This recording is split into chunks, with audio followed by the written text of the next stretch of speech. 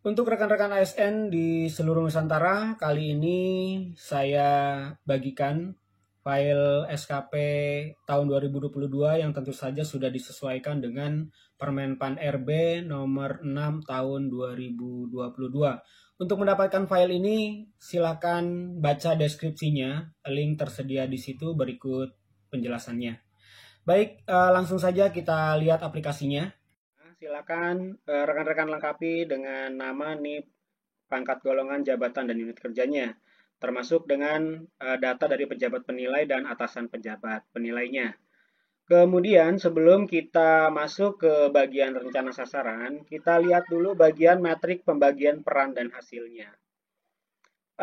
Bagian ini penting untuk kita isi ya, karena ini nantinya akan masuk ke bagian sasaran kinerja ya. Ini rencana kerja ini nanti akan masuk ke bagian sini, ke bagian rencana sasaran kinerja. Jadi maka bagian ini perlu kita lihat terlebih dahulu. Silakan nanti ini bisa disesuaikan sesuai dengan job deskripsi, yaitu rencana dan rencana hasil kerjanya, ya. Termasuk rencana hasil kerja tambahannya. Silakan ini bisa disesuaikan dengan tentu saja kebutuhan dan keperluan rekan-rekan sekalian. Kemudian juga kita akan melihat ada bagian umpan balik. Nah, umpan balik ini juga nanti akan berkaitan dengan bagian ini, bagian evaluasi kinerja dan rencana sasaran di bagian sini. Ya. Di bagian sini nanti ini akan terintegrasi dengan yang tadi. Oke, kita lihat lagi ke yang tadi di umpan balik ini. Ada umpan balik dari pengawas, umpan balik dari kepala sekolah, dan juga dari rekan kerja atau tenaga pendidikan. Ya. Nah, perhatikan di bagian ini ada kode. Ada 1.1, 1.1.1. Ini akan berbeda. Ya. Kode ini penting untuk diingat. Jadi rekan-rekan harus tahu untuk kode 1.1 contohnya untuk bagian yang berorientasi pelayanan adalah deskripsi seperti ini. Yang ini. Nah, ya. Nah, maka nanti ketika rekan-rekan mengetikkan kode 1.1 maka akan keluar seperti ini kalau itu umpan baliknya dari pengawas. Biasanya ini untuk yang nanti SKP kepala sekolah. Tapi untuk yang guru, nanti ini yang akan muncul adalah umpan balik dari kepala sekolah. Kalau kita ketikkan misalnya kode 1.1 maka akan keluar pernyataan yang ini. Kalau seterusnya juga 1.1.1 maka akan keluarnya sesuai dengan yang ada di sini. Nah, oleh karena itu maka rekan-rekan perlu melihat bagian umpan balik ini ya supaya tahu nanti ketika kita butuh yang mana umpan baliknya maka ketikkan kode yang sesuai dengan di sini ya. Oke, kita lanjutkan. Kemudian untuk perilaku juga seperti itu. Nah, ini juga ada kodenya. Ya, nanti ini akan terkait dengan bagian yang ini. Ya, evaluasi kinerja nih nanti di sini di bagian ini. Nah, ini dia di bagian umpan balik dan perilaku kerjanya. Ya, kembali kita akan lihat kembali ke sana. Jadi rekan-rekan di sini perlu mencermati ya. Kalau kodenya misalnya bagian akuntabel ini 2.1, maka nanti yang akan muncul deskripsinya adalah yang ini. Ya. Contoh misalnya akuntabel, kodenya 2. Untuk 2.1 berarti dia melaksanakan tugas dengan jujur, bertanggung jawab, cermat, disiplin, dan berorientasi tinggi. Ya, itu. Nah, kemudian untuk ekspektasinya nanti jika rekan-rekan mengisinya yang dengan misalnya bagian akuntabel ini dengan 2.1, maka nanti yang akan muncul adalah ini. Berani berterus terang jika merasa ada kesalahan dan mengakui kesalahan yang telah dibuat. Kalau nanti yang diisi adalah 2.1.1, maka yang muncul adalah deskripsi yang ini. Tidak berani berterus terang dan seterusnya. Nah, ini bisa dirubah ya. Bisa disesuaikan. Deskripsi ini bisa disesuaikan. Sekali lagi silahkan disesuaikan dengan kebutuhan rekan-rekan sekalian di tempat kerja masing-masing. Oke, selanjutnya nah, sekarang kita akan lihat untuk ini, pola distribusi. Nah, ini penting karena pada SKP yang ini pola distribusi ini menjadi dasar nanti berapa banyak pegawai yang memiliki predikat baik, sangat baik, butuh perbaikan, dan seterusnya. Jika pola distribusinya baik, maka diasumsikan bahwa sebagian besar dari karyawan ataupun guru di suatu organisasi itu, di satu sekolah, maka dia adalah berpredikat baik. Ya.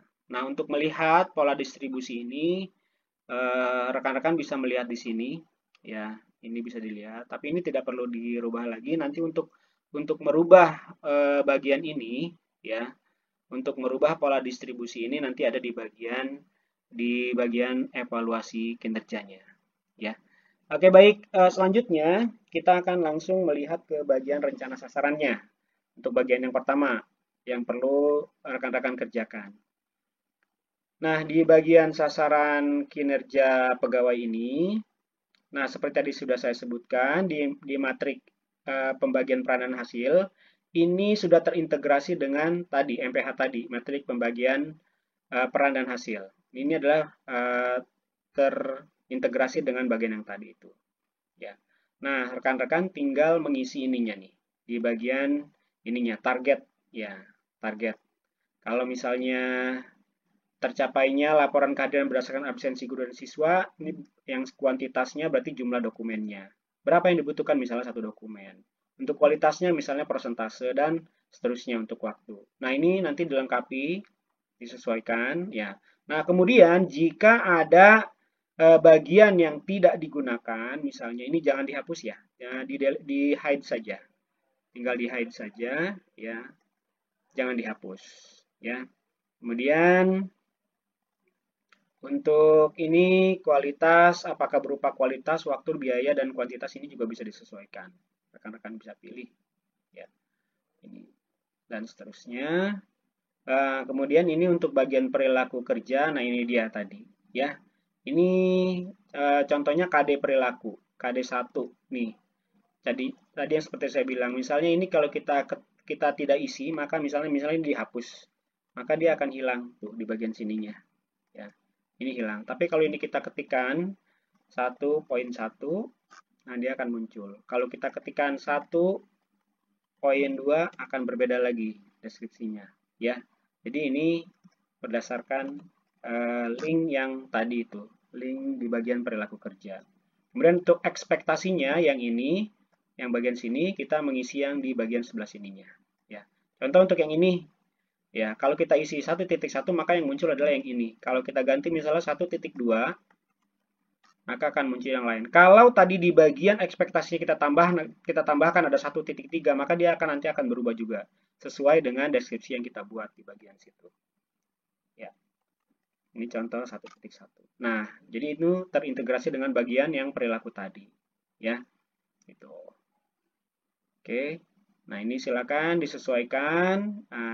Jika ada bagian-bagian yang tidak digunakan, maka silakan di hide saja.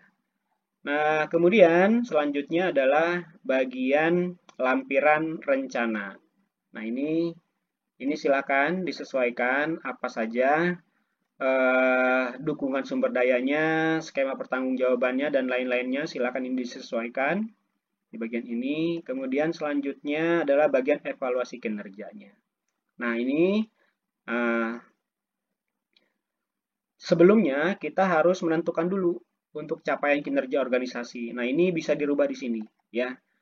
Silakan rekan-rekan tinggal pilih apakah capaian kinerja organisasi di tempat kerja rekan-rekan itu termasuk yang istimewa. Jika yang istimewa, maka dia akan berubah kurvanya seperti ini, ya. Maka diasumsikan jika menggunakan pola distribusi yang istimewa ini adalah sebagian besar dari guru atau SDM di suatu organisasi tersebut adalah berpredikat sangat baik, maka dia istimewa. Jika menggunakan yang ini, ya maka akan seperti ini kurva distribusinya. Nah, ini ditentukan dulu, silakan. Nah, kemudian baru yang lain-lainnya. Nah, di sini karena ini adalah deskripsi ya, maka tadi yang sudah kita buat rencana sasarannya di bagian sasaran kinerja, misalnya tadi dibutuhkan satu dokumen. Nah, kalau di bagian sini realisasinya tercapai satu dokumen, maka dia akan ini nanti otomatis akan seperti ini. Jika tidak tercapai, contohnya nih 0 dokumen, maka dia hilang, tidak ada umpan baliknya. Jika satu tercapai, maka ya ini bagus. Nah, untuk yang bagian persentase akan lebih terlihat perbedaannya. Contohnya misalnya di sini kita isi tercapai cuma 60% dari target 100%. Nah, ini akan berubah icon dan deskripsinya. Ya, tinggal disesuaikan. Jika 100% misalnya, nah ini akan berubah seperti itu. Ya, termasuk waktu target misalnya 12 bulan, tercapai 11 bulan, akan seperti apa misalnya, dan seterusnya. Ya, seperti itu. Jika ini tercapai 12 bulan, ya akan berubah. Silakan dirubah di bagian realisasinya sini. Ya, nanti ini akan mengikuti. Bagian sebelah sini akan mengikuti. Ya, rekan-rekan. Saya coba misalnya ini 6 bulan misalnya pencapaiannya. Nah, ini akan hilang. Kalau 7 bulan, nah ini kurang. Ya, dan seterusnya. Oke. Jadi rekan-rekan tinggal menyesuaikan saja. Ya. Sekali lagi, jika ada bagian-bagian yang tidak digunakan, maka di-hide saja. Nah, kemudian terus kita ke bawahnya. Nah, ini di bagian rating hasil kerja. Ya, ini juga silakan nanti disesuaikan. Ya, apakah ini terkait dengan yang ini nih nanti. Ya, ini.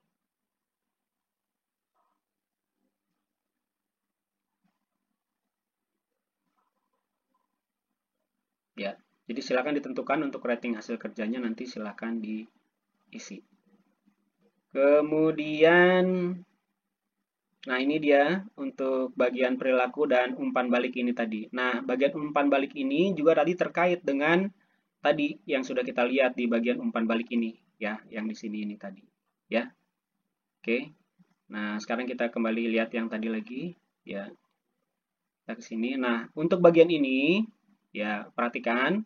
Untuk bagian perilaku ini sudah tidak perlu dirubah lagi karena ini adalah terkait dengan yang ini.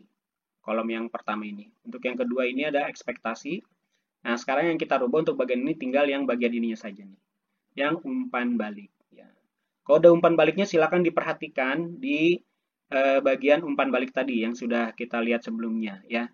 Jika ini saya rubah misalnya 1.2 misalnya, maka dia deskripsinya akan berubah.